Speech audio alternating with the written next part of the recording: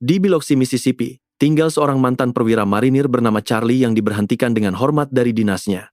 Setelah meninggalkan dunia militer, Charlie memakai kemampuan dan pengalaman yang dimilikinya untuk mencari uang di sisi gelap hukum. Charlie bekerja sebagai makelar sekaligus pembunuh bayaran untuk seorang bos mafia yang sangat ditakuti bernama Stan Mullen. Selama 20 tahun berikutnya, Charlie selalu menjalankan setiap tugas dan perintah dengan hasil yang sempurna. Charlie tidak pernah banyak bertanya soal alasan di balik pekerjaannya. Yang penting baginya hanyalah menyelesaikan tugas dengan cepat, bersih, dan profesional. Karena itulah, orang-orang mulai memanggilnya Fast Charlie, julukan yang muncul berkat caranya menangani eksekusi dengan rapi, serta kemampuannya mencari solusi di situasi sulit. Seiring berjalannya waktu, hubungan Charlie dengan Stan menjadi semakin dekat. Stan sendiri sudah menguasai dunia bawah selama 47 tahun, dan menjadi sosok yang sangat dihormati di dalam organisasinya. Charlie bukan hanya bekerja untuknya, tapi juga menjadi salah satu orang paling dipercaya dalam kru tersebut. Selain itu, Charlie juga punya hubungan kerja yang cukup dekat dengan Benny Mornin, pria yang mengurus seluruh bisnis klub strip milik Stan.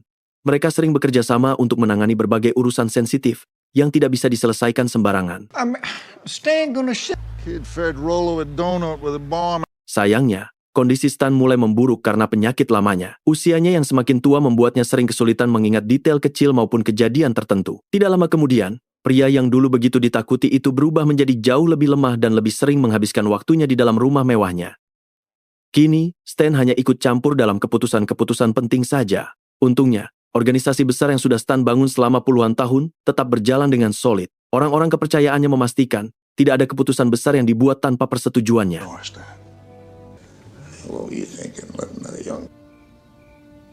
Charlie sendiri sangat terpukul melihat kondisi Stan yang semakin memburuk. Karena itu, Charlie mulai melakukan lebih banyak hal untuk menjaga bosnya tersebut. Dia memastikan semua kepentingan Stan tetap aman dan terlindungi. Menariknya, meskipun sudah 20 tahun hidup sebagai pembunuh bayaran, Charlie tetap menjalani kehidupan pribadi yang cukup tenang. Charlie tinggal sendirian di pinggiran Biloxi dan menjalani hari-harinya dengan sederhana. Suatu pagi, di rumahnya yang bersih dan tertata rapi, Charlie mengenakan jasnya dengan tenang. Charlie menikmati kopi sambil membaca koran, sebelum akhirnya bersiap menjalankan sebuah tugas yang terasa sedikit berbeda dari biasanya. Kali ini, atas perintah Stan, Charlie tidak bekerja sendirian. Charlie diminta untuk mengawasi seorang pemuda yang bercita-cita menjadi gangster bernama Blade. Tugas mereka adalah membunuh seorang pria mencurigakan bernama Rollo Kramer, lalu mengantarkan mayatnya kepada Beggar Mercado, pemimpin kru yang sedang naik daun dari distrik ke-9 di New Orleans. Sebelumnya, Charlie sempat mencoba membujuk Stan agar membiarkannya menangani pekerjaan itu sendiri, tapi permintaannya ditolak. Stan gonna shit himself. Kid fed Rollo a donut with a bomb. Untuk mengalihkan rasa kesalnya karena pemuda itu terlambat, Charlie mulai melihat-lihat foto desa-desa kecil di Italia lewat ponselnya. Diam-diam, Charlie membayangkan suatu hari nanti bisa meninggalkan semua kekerasan yang selama ini mengisi hidupnya dan memulai kehidupan baru yang damai di sana. Beberapa saat kemudian, Blade akhirnya muncul sambil membawa sekotak donat.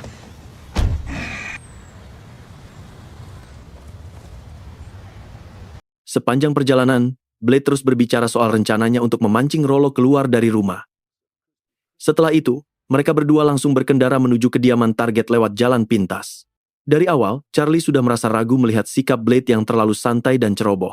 Dalam pikirannya, sulit membayangkan ada orang yang bisa percaya pada pria seperti itu untuk menjalankan pekerjaan serius.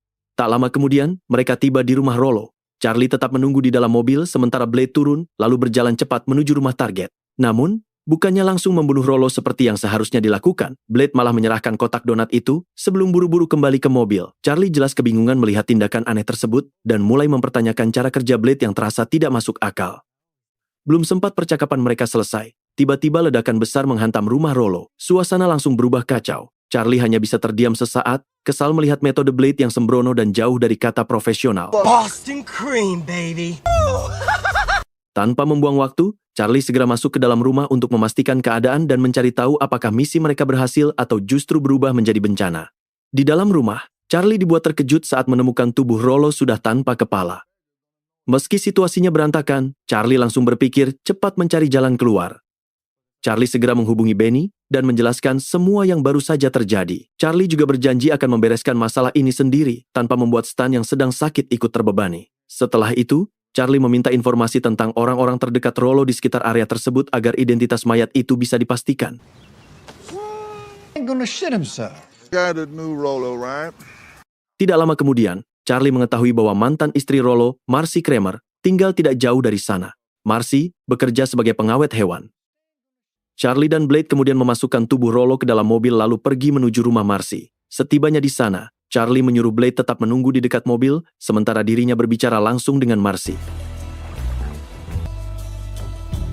Charlie cukup heran melihat reaksi Marcy yang nyaris tanpa emosi saat mendengar kabar kematian Rollo. Seolah-olah wanita itu memang sudah lama menduga hal seperti ini akan terjadi. Yes. And if I'm not interested in your problem? Only if you're into that kind of thing. Setelah dipersilakan masuk, Charlie mulai memperhatikan isi rumah Marcy. Dinding ruang tamunya dipenuhi pajangan hewan yang sudah diawetkan. Pemandangan itu membuat Charlie diam sejenak. Charlie terlihat begitu tertarik memandangi karya-karya tersebut, seakan melihat sesuatu dari dirinya sendiri di mata kosong hewan-hewan itu. Beberapa saat kemudian, Charlie tersadar dari lamunannya dan mulai menjelaskan situasi sebenarnya kepada Marcy. Charlie mengatakan bahwa setahunya, kematian Rollo terjadi karena ada kelompok mafia lain di New Orleans yang merasa dirugikan oleh operasi Rollo di wilayah mereka. I have to convince a certain person along with the rest of his hair. But I swore I'd never get back into that world. Setelah mendengar penjelasan itu, Marcy akhirnya setuju membantu mengidentifikasi jenazah tersebut. Mereka berdua berjalan menuju mobil, lalu Marcy memeriksa tubuh Rollo dengan cepat untuk mencari tato tertentu. Begitu menemukannya, Marcy memastikan bahwa mayat itu memang benar milik Rollo. Charlie masih merasa kesal dengan tindakan Blade yang ceroboh, tapi dia memilih menahan diri agar situasi tidak semakin kacau. Stan's not gonna like this. Get your gun out. Put it in the car. Fuck Stan. He's moving up. And this will prove. Tak lama kemudian, Blade masuk kembali ke mobil sambil terus membicarakan masa depannya yang menurutnya akan cerah setelah pekerjaan ini selesai. Blade mulai mengemudi meninggalkan tempat itu. Namun perjalanan Blade tidak berlangsung lama. Charlie menyadari bagasi mobil ikut terbakar, membuat tubuh Rollo rusak parah dan keadaan menjadi semakin rumit. No, first time. Car stole. Di tengah kekacauan itu, Charlie tiba-tiba menyadari satu hal penting. Postur tubuh Blade ternyata hampir sama dengan Rollo. Dari situlah muncul sebuah ide aneh di kepalanya. Setelah semuanya selesai dan semua bukti berhasil disiapkan, Charlie pulang ke rumahnya. Charlie mandi, lalu menghabiskan beberapa jam membaca buku tentang pemetaan jiwa dan reinkarnasi. Sesekali Charlie terlihat tersenyum kecil sambil membayangkan apakah orang seperti dirinya pantas mendapat kesempatan hidup kedua. Yang membuat semua itu terasa aneh adalah betapa terbiasanya Charlie dengan kekerasan. Seolah semua hal gelap yang selama ini Charlie lakukan sudah menjadi bagian biasa dari hidupnya. Seperti rutinitasnya selama ini, Charlie kemudian pergi ke rumah besar milik Stan. Di sana Charlie memasakkan makanan untuk pria tua itu lalu menikmati makan bersama dengannya. Setelah itu Charlie menemani Stan selama beberapa jam. Charlie dengan sabar membantu Stan mengingat berbagai hal yang mulai sering terlupakan karena kondisi kesehatannya yang memburuk. You can't skim off yourself. Stan Mullen. Sebelum pergi, Charlie membersihkan dapur, memberi label pada semua makanan sisa, lalu menyimpannya dengan rapi di kulkas supaya lebih mudah ditemukan nanti. Melihat Stan yang dulu begitu kuat kini berubah lemah jelas membuat Charlie merasa berat. Meski begitu, Charlie tetap berjanji pada dirinya sendiri untuk menjaga dan melindungi Stan selama Charlie masih mampu. Setelah urusan itu selesai, Charlie kembali fokus pada pekerjaannya. Charlie membawa tubuh Blade ke tempat barang rongsokan dan berusaha membuat semuanya terlihat seperti tubuh Rollo. Setelah itu, tubuh tersebut diserahkan kepada Begar bersama beberapa anak buahnya yang sudah menunggu. Begar langsung memeriksa mayat itu dan mencari tato yang menjadi tanda pengenal. Kid named Blade. Begitu menemukannya, dia yakin bahwa Rollo benar-benar sudah mati seperti yang dimintanya. Tanpa banyak bicara, Begar memerintahkan anak buahnya untuk membuang tubuh itu ke danau yang dipenuhi buaya. Setelah menerima bayaran, Charlie menepati janjinya dan pergi menemui Marcy untuk memberikan bagian miliknya. Di sepanjang perjalanan, Charlie terus memikirkan betapa cerobohnya generasi gangster baru seperti Blade.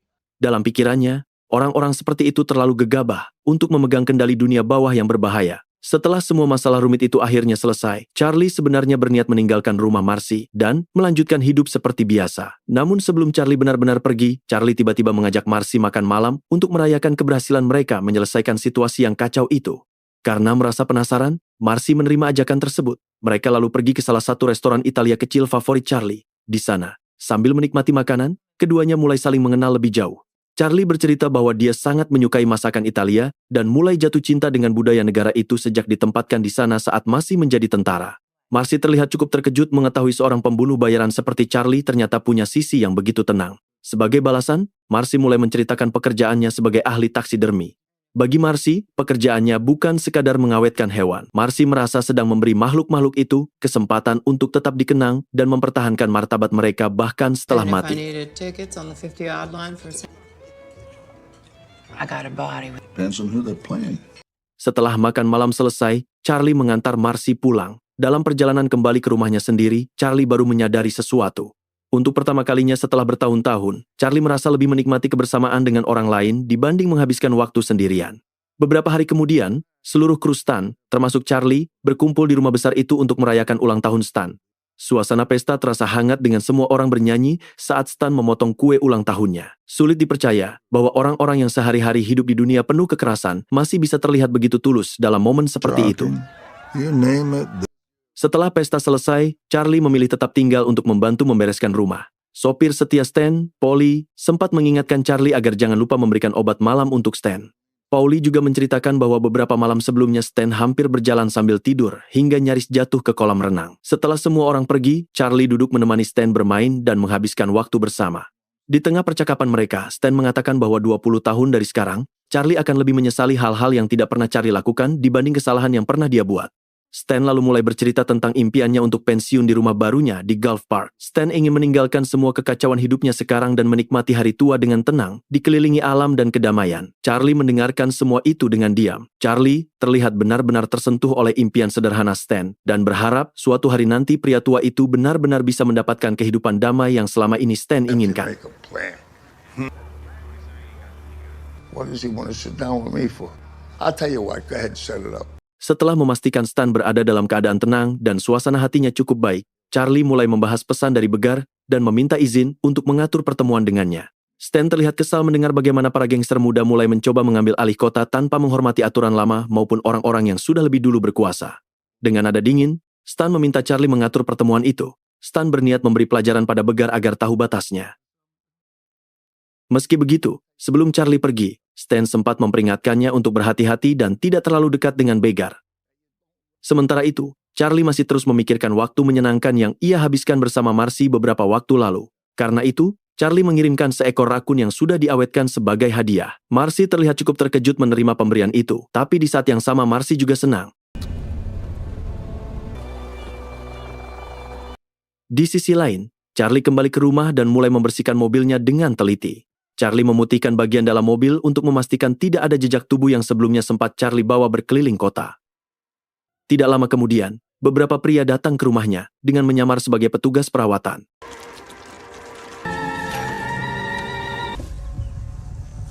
Untungnya, Charlie melihat kedatangan mereka lewat kamera pintu. Merasa ada yang tidak beres, Charlie langsung bersembunyi dan bersiap menghadapi mereka. Saat orang-orang itu masuk dan mencoba membunuhnya, Charlie bergerak cepat dan menjatuhkan mereka satu persatu. Put the gun down. Get him. Pick him up. Begitu keadaan aman, Charlie segera menghubungi Benny untuk memperingatkannya soal serangan tersebut. Namun saat Charlie bergegas menuju kasino milik Benny, Charlie sempat melihat Begar keluar lewat pintu belakang. Perasaan Charlie langsung tidak enak. Charlie masuk ke dalam kasino dan mendapati seluruh anak buah Benny sudah tewas berserakan di dalam gedung. Dengan perasaan panik, Charlie mencoba menelepon Stan, tapi tidak ada jawaban. Tanpa membuang waktu, Charlie langsung melaju menuju rumah besar Stan. Sesampainya di sana, Charlie kembali menemukan pemandangan mengerikan. Semua penjaga dan anak buah Stan sudah mati. Dengan rasa takut yang mulai memenuhi pikirannya, Charlie berjalan perlahan menuju kamar Stan. Di sana, Charlie menemukan tubuh Stan terbaring tak bernyawa di samping tempat tidur. Charlie benar-benar terpukul. Setelah lebih dari 20 tahun bekerja dan hidup di bawah Stan, kehilangan itu terasa jauh lebih berat dari yang Charlie bayangkan. Namun di tengah kesedihannya, Charlie mulai merasa ada sesuatu yang janggal. Dalam pikirannya, tidak masuk akal jika Stan dan organisasinya yang begitu kuat bisa diserang secara bersamaan tanpa ada yang mengetahui lebih dulu. Semuanya terasa terlalu rapi. Karena itulah Charlie memutuskan untuk menemui Benny dan mencari tahu apa yang sebenarnya terjadi. Why don't you not too generous? Saat pertemuan itu berlangsung, Charlie langsung merasa aneh melihat Benny yang tampak terlalu tenang membahas semua pembantaian tersebut. Dan benar saja, kejutan yang lebih besar segera datang. Benny terang-terangan menolak ide untuk membunuh Begar. Menurutnya, Begar menghasilkan terlalu banyak uang dan bisa membawa keuntungan besar bagi bisnis mereka. Charlie hanya diam mendengarnya. Belum selesai sampai di situ, Benny bahkan mengatakan bahwa cara lama mereka sudah tidak cocok lagi. Menurutnya, sudah waktunya memberi ruang bagi generasi baru untuk mengambil alih. Lalu dengan santai Benny memperingatkan Charlie bahwa jika Charlie mencoba membunuh Begar, maka Benny sendiri yang akan datang memburunya. Charlie berusaha menahan rasa kecewa dan marahnya. Charlie kemudian bertanya kenapa Begar begitu ingin Rollo mati, tapi Benny tidak memberi jawaban yang jelas. What did Rollo have on? But whatever it was, just one of your crew. Setelah pertemuan itu selesai, Charlie langsung pulang sambil memikirkan semuanya. Di sepanjang perjalanan, Charlie mulai mengingat kembali berbagai petunjuk kecil yang sebelumnya tidak terlalu Charlie perhatikan. Sedikit demi sedikit, Charlie mulai sadar betapa sulitnya benar-benar mengenal seseorang. Pengkhianatan Benny membuatnya mempertanyakan apakah masih ada orang yang bisa dipercaya. Namun Charlie tahu Charlie tidak punya waktu untuk terus memikirkan itu semua. Sesampainya di rumah, Charlie langsung membuka kotak rahasianya lalu mengambil senjata dan uang yang disimpannya di sana. Dengan perasaan berat, Charlie pergi menuju rumah Benny, sadar bahwa kemungkinan besar pria itu sudah tidak ada di sana lagi. Di rumah Benny, Charlie disambut oleh Celine yang membuka pintu dengan wajah penuh curiga. Baru melihat ekspresi Charlie saja, Celine langsung sadar kalau kedatangannya bukan kunjungan biasa. Charlie sebenarnya terlihat berat melakukan itu semua, namun demi menyampaikan pesan dan menunjukkan keseriusannya, Charlie terpaksa mengikat Celine. Meski begitu, Charlie bahkan tidak tega melihat wanita itu ketakutan terlalu lama dan segera pergi dari sana. Setelah itu, Charlie menuju kasino dan bertemu dengan teman lamanya, Milt, yang bekerja sebagai penjaga keamanan di tempat itu. Dari Milt, Charlie mengetahui kalau anak buah Begar sudah mulai mengambil alih kasino setelah secara terang-terangan menyatakan perang terhadap kelompok lama yang selama ini menguasai kota. Karena tidak ingin Milt ikut terseret masalah, Charlie memberinya sejumlah uang dan menyuruhnya pulang lebih awal sebelum keadaan menjadi lebih buruk. Meski dikenal sebagai pembunuh bayaran, Charlie tetap punya sisi peduli terhadap orang-orang yang dianggapnya teman. Tidak lama kemudian, Charlie langsung masuk ke kantor Benny. Begitu bertemu, tanpa banyak bicara, Charlie menembak bahu Benny untuk menunjukkan kalau kali ini Charlie benar-benar serius. Dalam keadaan panik dan kesakitan, Benny akhirnya mulai bicara. Benny mengaku bahwa Rollo sebenarnya memiliki rekaman video yang bisa menghancurkan Begar dan membuat gangster itu dipenjara dalam waktu lama. He's got the whole gang looking for him. He wanted to get out of Biloxi, Charlie. That's what everyone keeps telling me. Setelah mendapatkan informasi yang dia butuhkan, Charlie menembak Benny hingga tewas.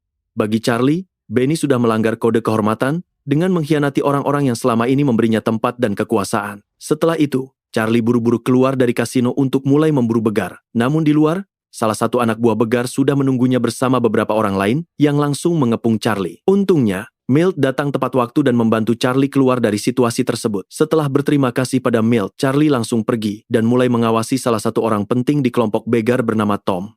Di tengah pengawasannya, Charlie menerima telepon dari Marcy yang terdengar senang setelah menerima hadiah rakun darinya. Just call us, say thanks. I have a So your little Charlie lalu terus mengikuti Tom sampai pria itu tiba di rumah lama milik Rollo untuk mencari rekaman video tersebut. Tanpa suara, Charlie menyelinap masuk ke dalam rumah dan mengikuti Tom dari belakang. Begitu menemukan kesempatan, Charlie langsung menembaknya sampai mati. Setelah itu, Charlie memeriksa ponsel Tom dan menemukan sesuatu yang membuatnya terkejut. Begar ternyata sudah memerintahkan anak buahnya untuk menyergap Marcy dan menggeledah rumahnya demi mencari rekaman itu. Charlie langsung ingin memperingatkan Marcy, tapi sebelum sempat menelepon, ponsel Tom berdering. Ternyata Begar yang menelepon. Lewat percakapan singkat itu, Charlie dan Begar akhirnya secara terang-terangan menyatakan perang satu sama lain. Bullets are easy to get. Sementara itu, dua anak buah Begar sudah lebih dulu tiba di rumah Marcy. Begitu wanita itu keluar rumah, mereka langsung menangkap dan memaksanya masuk kembali ke dalam.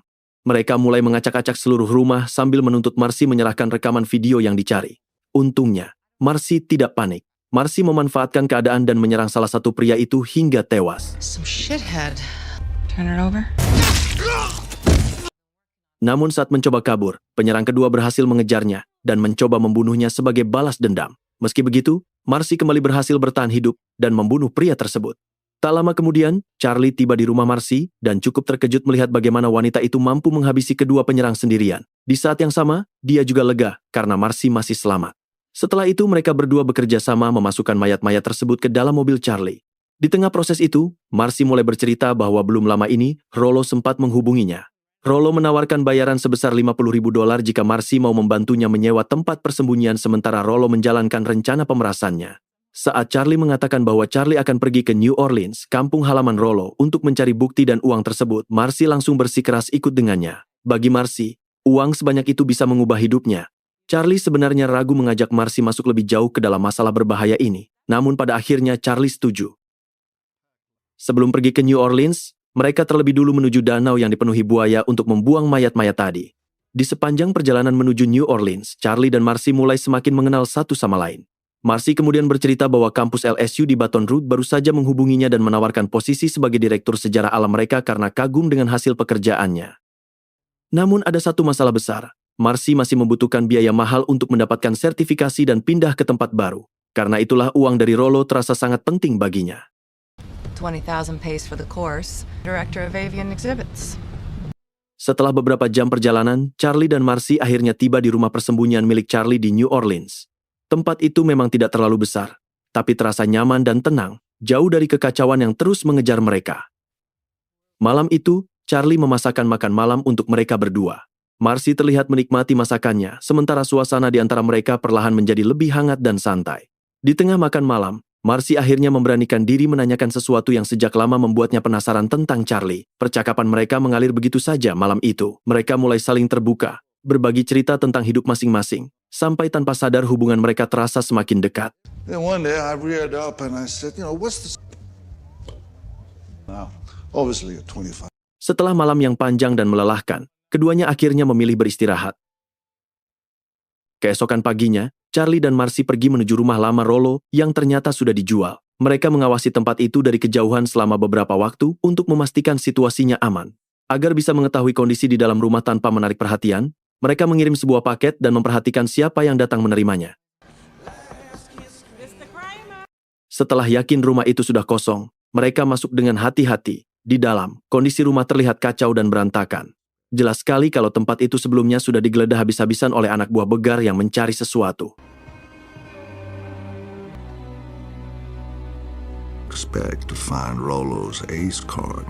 Charlie mulai memeriksa setiap sudut rumah dengan harapan menemukan petunjuk yang mungkin terlewat. Sementara itu, Marcy memperhatikan barang-barang lama yang masih tersisa sejak masa pernikahannya dengan Rollo. Melihat semua itu membuatnya kembali teringat pada masa lalu yang selama ini berusaha Marcy lupakan. Kadang yang paling sulit bukan melupakan seseorang, tapi melepaskan kenangan yang terus tertinggal di tempat-tempat seperti itu.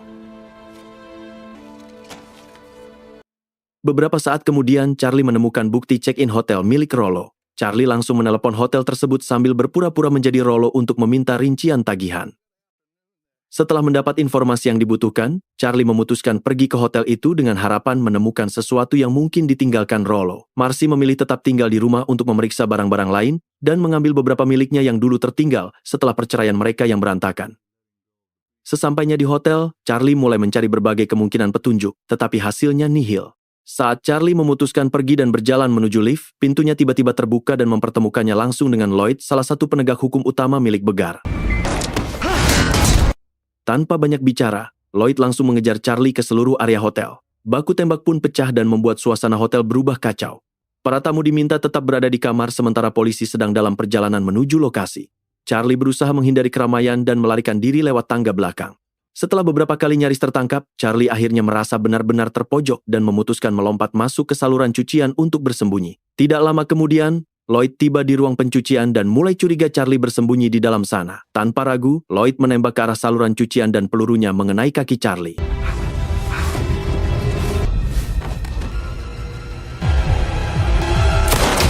Rasa sakitnya begitu parah, tapi Charlie memaksa dirinya tetap diam sambil menahan napas agar tidak ketahuan.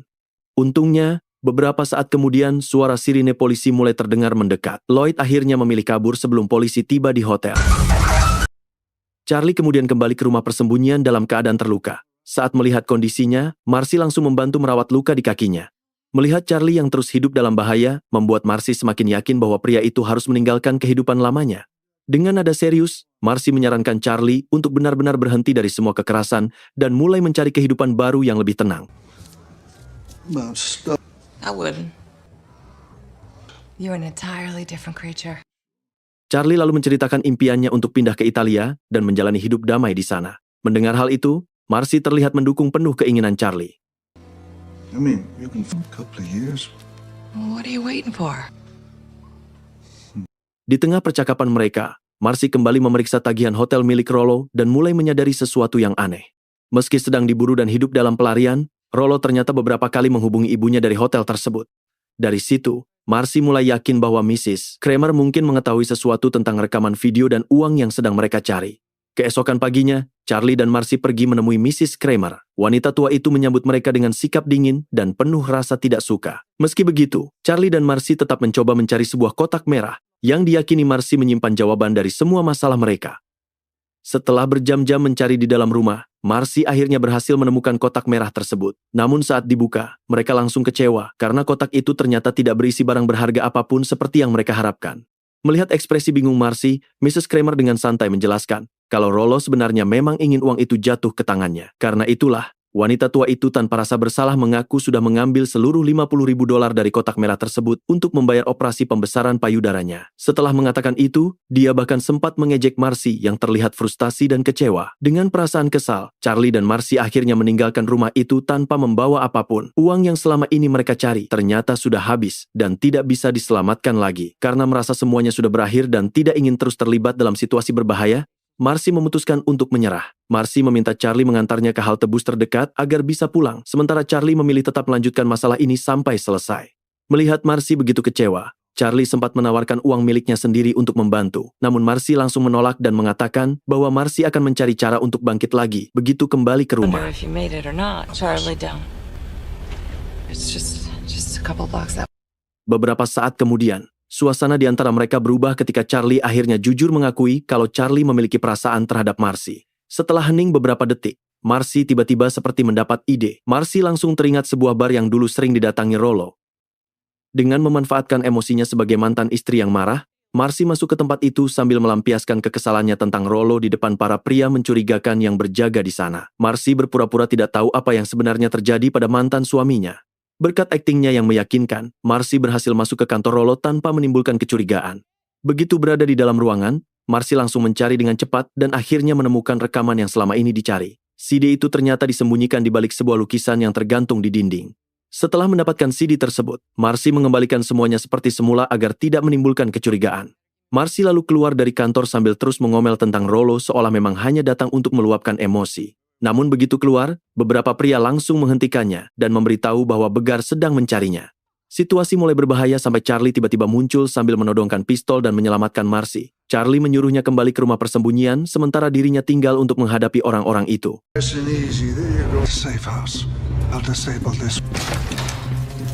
Sayangnya, sebelum Charlie sempat membereskan semuanya, Lloyd tiba-tiba muncul dan langsung menodongkan pistol ke arahnya. Lloyd mengatakan bahwa Begar ingin bertemu Charlie kembali di Mississippi. Charlie pun dipaksa mengemudi sementara Lloyd duduk di sampingnya sambil minum bir dan terus mengawasinya dengan tatapan dingin sepanjang perjalanan.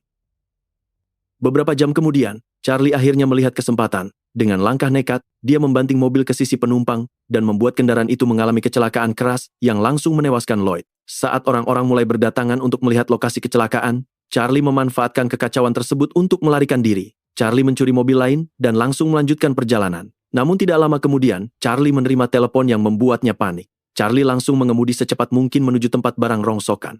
Sesampainya di sana, Charlie terkejut melihat Marcy sudah diikat oleh anak buah Begar. Sebelum Charlie sempat bereaksi, mereka memerintahkannya melepaskan semua senjatanya dan menyerahkan CD tersebut. Charlie terlihat ragu menyerahkan bukti itu. Melihat hal tersebut, Begar muncul sambil menodongkan pistol ke kepala Marcy dan mengancam akan menembaknya. Di tengah situasi tegang itu, Charlie tiba-tiba mengatakan sesuatu yang membuat Begar terdiam. Seconds, Romeo. No problem.